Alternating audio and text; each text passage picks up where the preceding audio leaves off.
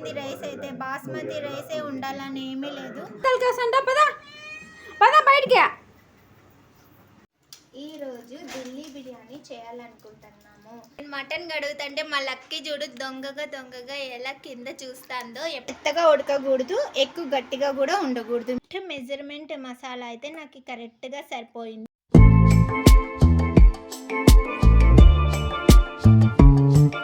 ఈరోజు ఢిల్లీ బిర్యానీ చేయాలనుకుంటున్నాము. ఢిల్లీకి పోయినప్పుడు మా అత్త వాళ్ళు చేస్తుంటే బిర్యానీ చూసినాను. చాలా అంటే చాలా టేస్టీగా ఉంది. నేను కూడా ఈరోజు ట్రై చేద్దామని మటన్ తెప్పించి ఈరోజు నేను బిర్యానీ చేయాలనుకుంటున్నాను. మీరు కూడా ఒకసారి ఇలా ట్రై చేయండి. చాలా అంటే చాలా టేస్టీగా, సూపర్ టేస్టీగా ఉంటుంది. నిజంగా చెప్తున్నా, దమ్ బిర్యానీ కన్నా ఇది చాలా అంటే చాలా టేస్టీగా ఉంటుంది. అంతేకాకుండా వస్తువులు కూడా చాలా తక్కువగా పడతాయి. ఏమంత ఎక్కువగా ప్రాసెస్ కూడా లేదు. చాలా అంటే చాలా ఈజీగా చేసుకోవచ్చు. ముందుగా మటన్ మనము ఇలా ఒక 4-5 టైమ్స్ ఇలా మంచిగా వాష్ చేసేసుకొని పక్కనకి పెట్టుకోవాలి.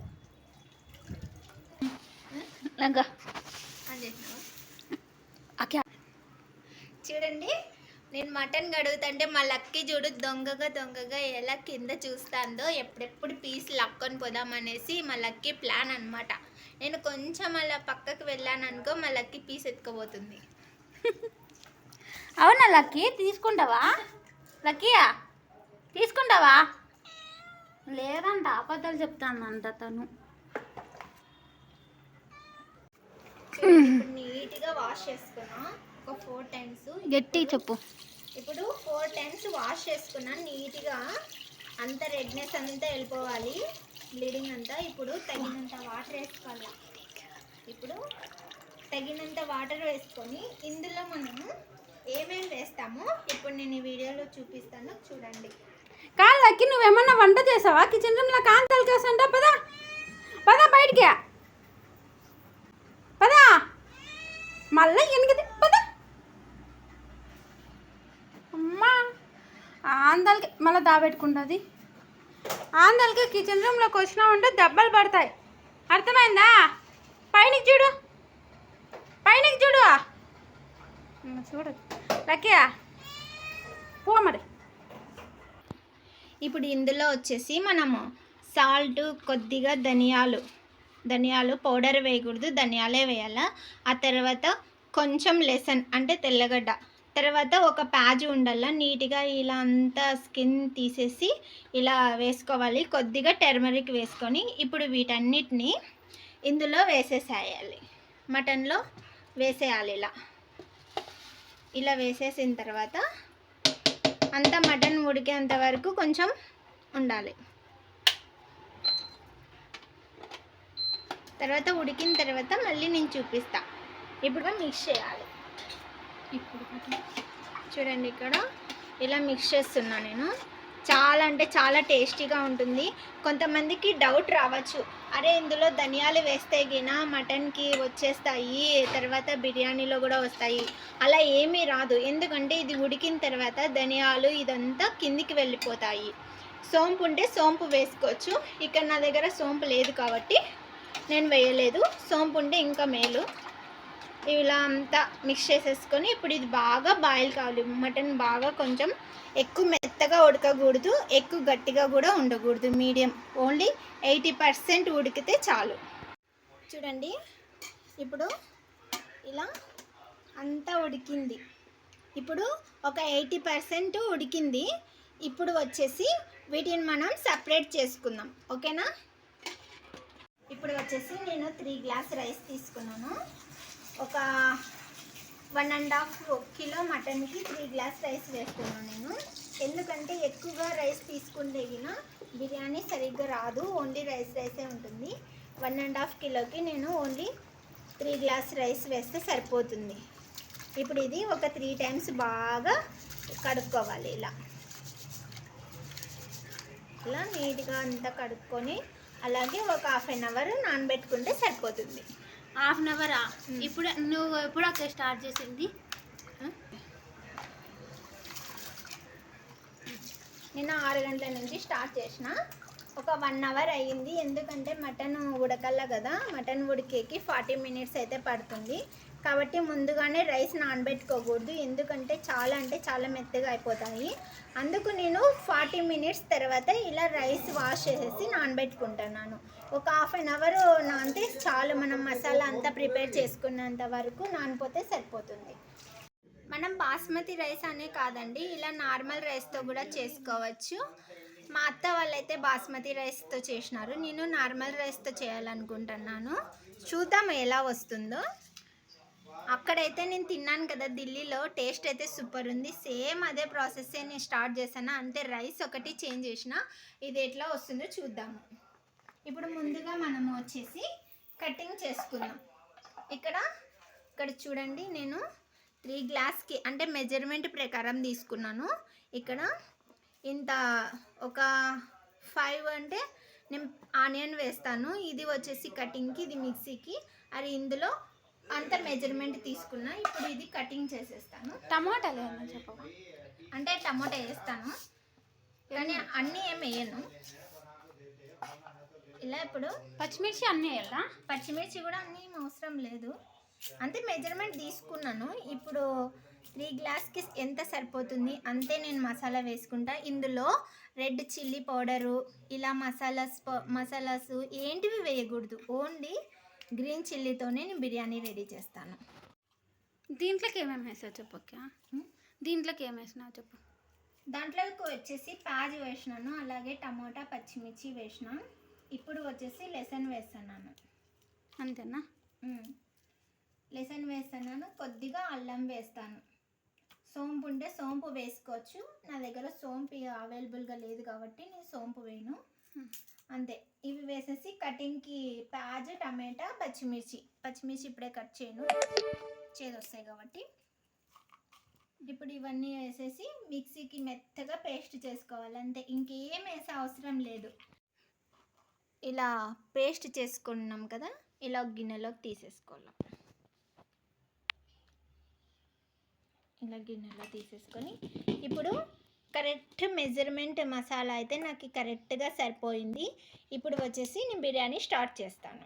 ఇప్పుడు వచ్చేసి గిన్నె పెట్టుకొని ఎంత మెజర్మెంట్ ఎంత సరిపోతుందో అంత ఆయిల్ వేసుకోండి. ఇక్కడ నేను చూపిస్తాను కదా, ఇంత నేను 3 గ్లాస్ చేసిన కాబట్టి నాకైతే ఇంత సరిపోతుంది. 3 గ్లాస్ పెడతాను, సారీ 3 గ్లాస్ రైస్కి ఇంతతో ఆయిల్ సరిపోతుంది. ఇప్పుడు ఇది కొంచెం బాగా హీట్ అయిన తర్వాత మనము కొద్దిగా ఇవి ఆవాలు, జీరా వేసుకోవాలి. కొద్దిగా వేసుకుంటే సరిపోతుంది. ఫస్ట్ ఇది హీట్ కావాలా, ఇంకా హీట్ అవ్వలేదు, కొద్దిగా హీట్ కావాలా. నేనైతే నాకు ఆయిల్ హీట్ అయిందా లేదా అని నేను ఎట్లా తెలుస్తుంది నాకు అంటే, నేను ఇలా కొద్దిగా ప్యాజ్ వేస్తాను. ఆ ప్యాజ్ బ్లాక్ అయ్యిందనుకో, అప్పుడు ఆయిల్ హీట్ అయిందని నేను నా మెజర్మెంట్ పెట్టుకుంటాను. ఎందుకంటే ఇది మస్టర్డ్ ఆయిల్ కాబట్టి బాగా హీట్ కావాలి, లేదంటే పచ్చి వాసన వస్తుంది. ఆవాలు ఉన్నాయి కదా నీకు,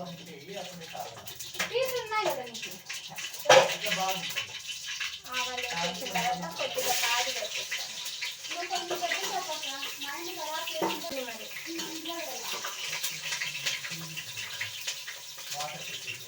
ఇలా కొద్దిగా ప్యాజ్ మగ్గిన తర్వాత పచ్చిమిర్చి వేసేస్తాను.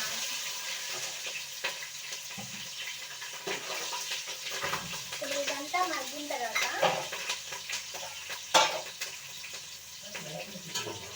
ఇదంతా మగ్గిన తర్వాత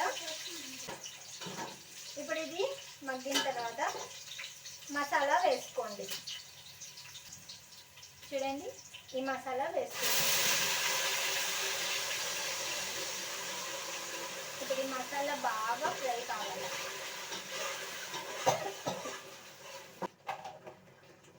ఇప్పుడు మనం బాయిల్ చేసి తింటాం కదా లెసన్, ఇది కూడా ఇందులోనే స్వీట్ చేసేయాలి. ఏమి వేస్ట్ ఏమీ అవ్వదు, ఇలా స్వీట్ చేసేసేయాలి. అప్పుడే కొద్దిగా మంచిగా టేస్ట్గా ఉంటుంది. బాగా కలిపేసి ఆయిల్ పైకి వస్తుంది కదా, అప్పుడు మనం మటన్ వేయాలి ఇందులో. మాట్లాడు. కొద్దిగా ఇలా మసాలా ఇలా కొద్దిగా రెడ్ కలర్ ఇలా వచ్చిన తర్వాత టమాటా వేసేస్తున్నాను.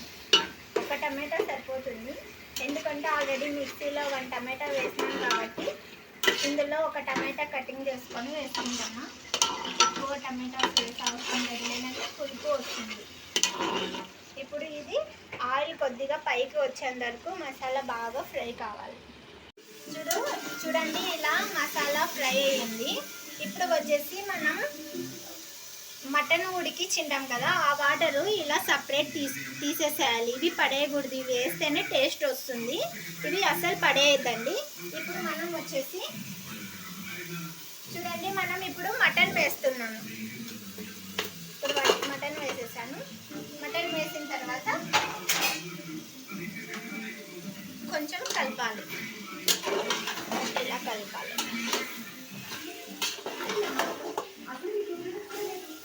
ఇలా మసాలా అంతా పీసులకి పట్టేంత వరకు ఇలా కలిపేసి ఒక 2 మినిట్స్ ఈ మటన్ ఇలానే బాయిల్ చేయాలి. ఇలానే మసాలాలోనే ఇలా ఫ్రై చేయాలి. సారీ, బాయిల్ కాదు, ఇలా ఫ్రై చేయాలి. చూడండి, ఇలా వదిలేసేసి ఒక 2 మినిట్స్ ఇలా వదిలేయండి, సరిపోతుంది. చూడండి, ఇప్పుడు నేను 2 మినిట్స్ ఇలా ఫ్రై చేసినాను. మసాలా అంతా పీసులకి బాగానే పట్టుకొని ఇప్పుడు వచ్చేసి మనం ఇందులో వాటర్ వేద్దాము.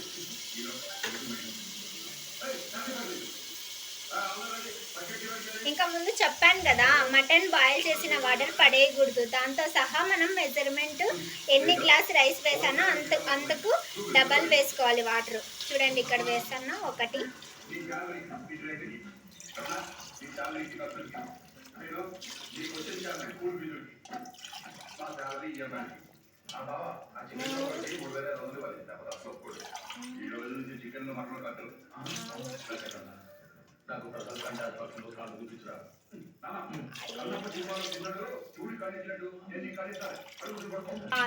అంటే నేను 3 గ్లాస్ రైస్ పెట్టినా కాబట్టి ఇక్కడ 3 గ్లాస్ రైస్కి 6 గ్లాస్ వాటర్ వేసిన నేను.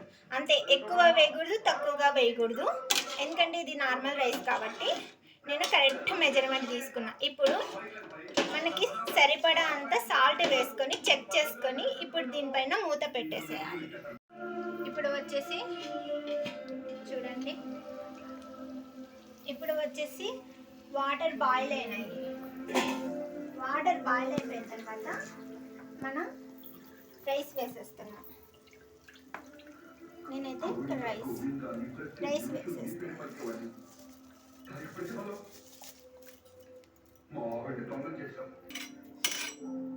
ఇప్పుడు రైస్ వేసినాము.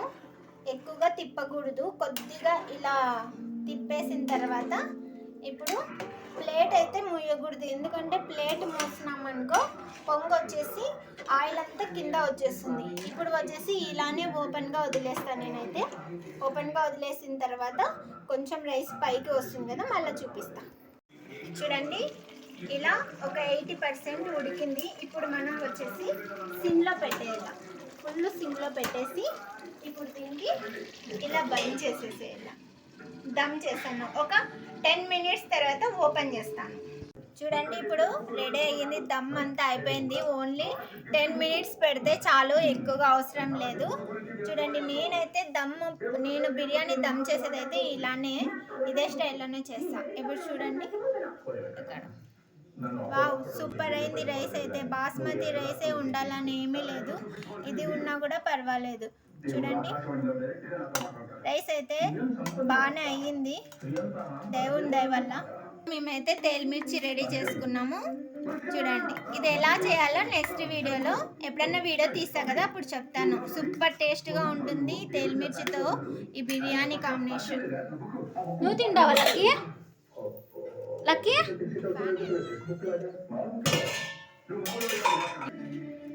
నిదానంగా తను నీ కాలుతో నేను తట్టుకోలేను.